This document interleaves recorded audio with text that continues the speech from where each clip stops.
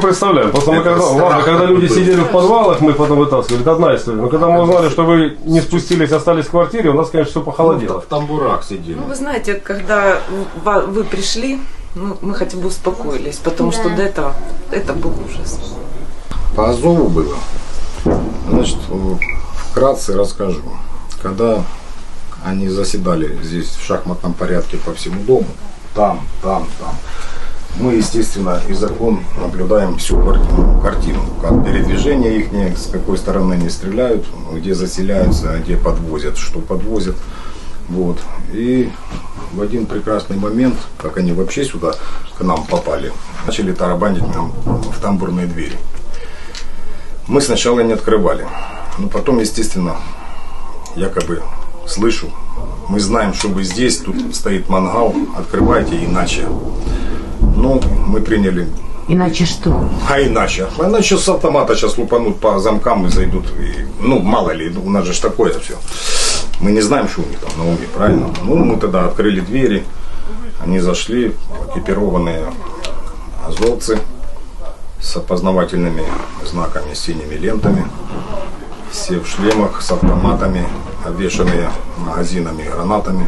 Нам они сказали сидеть в тамбуре на первом этаже, здесь, в квартире, и не выходить. Людей, там еще было 2 человека на 5-м этаже, их спустили тоже на 1-й этаж, другой тамбур. Дверь они там тоже выбили. На наших глазах здесь, конечно, жуть происходила какая. БТРы ездили. Сюда заезжал танк, вот тут вот Во за двор. беседку, во двор. Да. Шмалял на моих глазах. Я тут в окошко подсматривал. Там еще эти Такие следы были. пламя там метров 3, наверное, или 5. Грохот. Опять Ну, там стекла беседки сыпятся прямо напротив от окна. волны. Отстрелялся танк, дуло повернул на меня. Я ушел с окон, спрятался в тамбур. От малого греха подать, знаете. Когда на тебя смотрит Потом- дуло танка.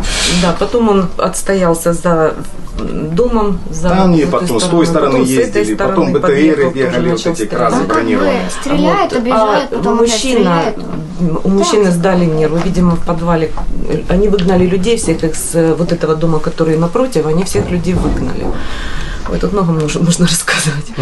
Ну, он начал кричать, что-то, ну, видать, паника уже. Ну, может, паника. Они его с автомата расстреляли, Они его на расстреляли. глазах у мирных граждан. Потом вот эти вот выгнали людей, не пускали их в здание вообще.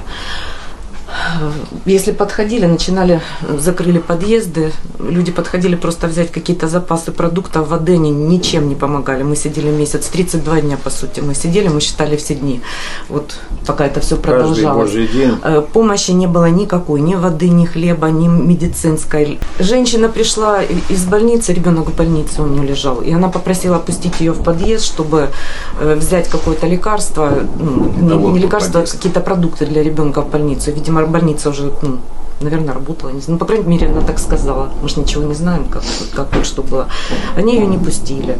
Выходили из подвала люди готовить, они стреляли под ноги. То есть они прибегали к нам сюда, в подъезде рассказывали, запугивали просто. Из 4-го подъезда, вот следующий за нами, тоже людей выгнали. Вот почему мы испугались, когда они пришли к нам Чтобы ломать они двери. обстреляны Они, Сыпались. обстреляны, да. Они выгнали, вернее, тоже так, ворвались в подъезд, закрыли подъезд изнутри. Квартиры взломали, люди еще там некоторое время оставались, потом они в панике прибежали в наш подвал, побоялись через двор бежать. У нас полуподвальное помещение с окнами. Вот. Но тут теплее. В панике, когда 2-й, 3-й этаж разрушился, женщину там одну тоже ранила, ее привалило плитой.